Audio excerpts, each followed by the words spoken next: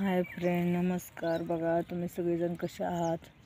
स्वस्त राहा, मस्त राहा, मजेत राहा. बघा तुम्ही सगळेजण म्हणतात कुठून आहात, पण मी नाही आणखीन सांगितलं मी कुठून आहे ते. आणि माझं चॅनल अजून मोनेटाईज झालेलं नाही आहे. झाल्यानंतर नक्कीच मी सगळ्यांना सांगेन.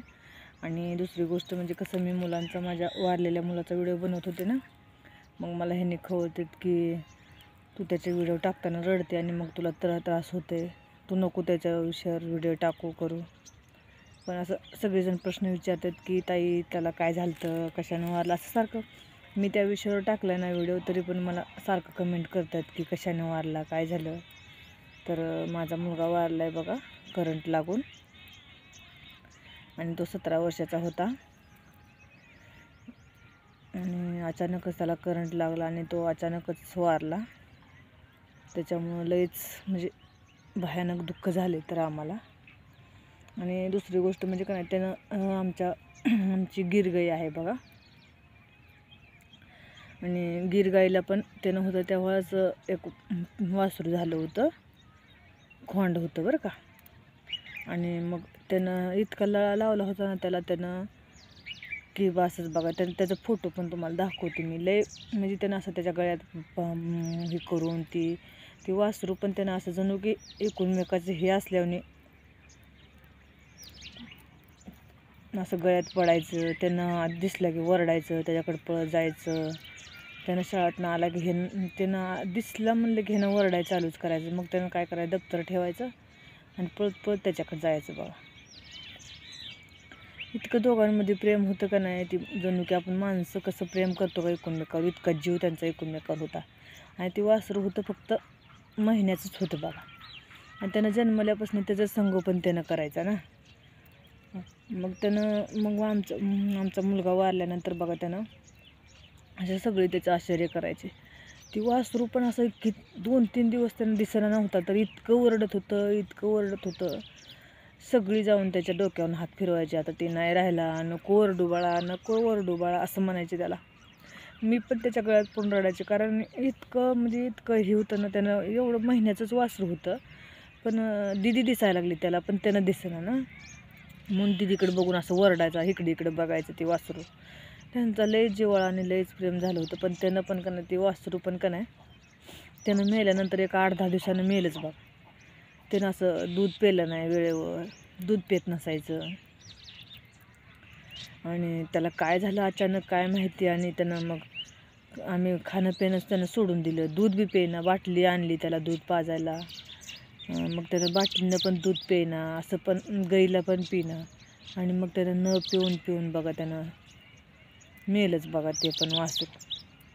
काय माहिती त्यांचं काय झालं, त्याला काय कळलंच नाही आम्हाला. त्यानं मेल्यानंतर त्यानं पण 8-10 दिवसानं ती पण वासरू मेलंच बघा. आम्हाला परत तर लय वाईट वाटायला लागलं. त्याचा कशामुळं अचानक वासरू मेलं, काय झालं. परत बघा ती एकतर कसं असतं, देशी गाईचं कसं असतं ना, त्या का वासरू नसल्यानंतर दूध पण देत नाही ती, बरोबर का. आणि लय तकलीफ झाली आम्हाला ती वासरू गेल्यानंतर सुद्धा, कारण त्याचा इतका जिव्हाळा आणि इतकं प्रेम होतं ना एकूणमेकाचं. त्याच्यामुळं गेलं का काय, सगळी म्हणायची त्यानं गेला म्हणून हे पण गेलं का काय, कोणास ठाऊक. इतकं दोघांचं प्रेम. दूध काढायचं त्यानं ना गाईचं, मग ती वासराजवळ त्यानंच जाणार, त्यानंच घेणार, असं हात फिरवणार डोक्यावरनं. त्याला त्याचं नाव त्यानं लाल्या ठेवलं होतं ना. मग काय झालं लाल्या म्हणणार, का वरडायला लागलाय, तुला काय द्यायचं आहे, काय पाहिजे, असं सगळं माणसासारखं त्यानं बोलायचं त्याला.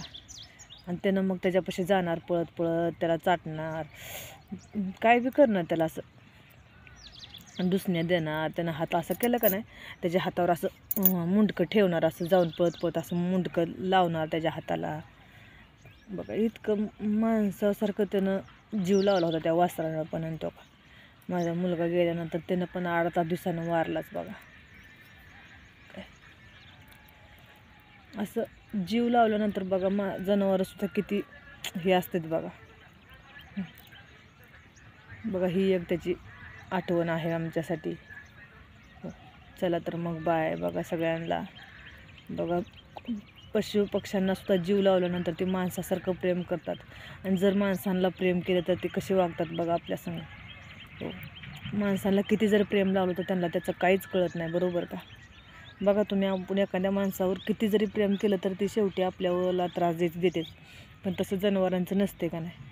माझा मुलगा वारला तर त्यानं सुद्धा स्वतःची आई, त्याला स्वतःची वासराला स्वतःची आई असताना सुद्धा त्यानं काय केलं बघा.